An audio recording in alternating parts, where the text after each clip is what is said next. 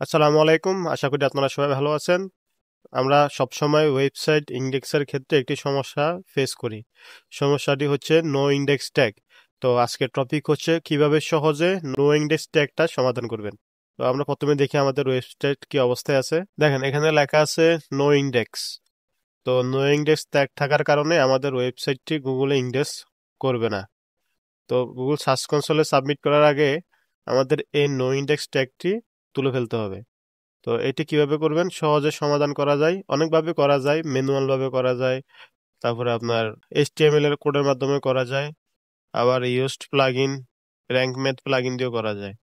তো আমরা শিখবো কিভাবে ড্যাশবোর্ড থেকে সহজে এটি সমাধান করবে।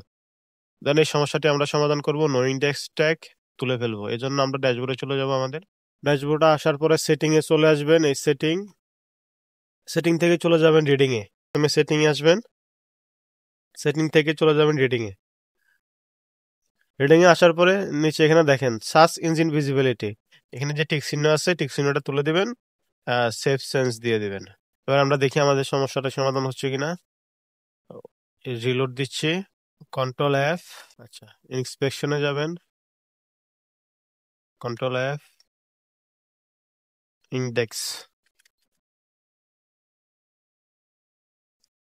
দেখেন আমাদের আগে ছিল নো ইন্ডেক্স, এখন এটা ইন্ডেক্স হয়ে গেছে।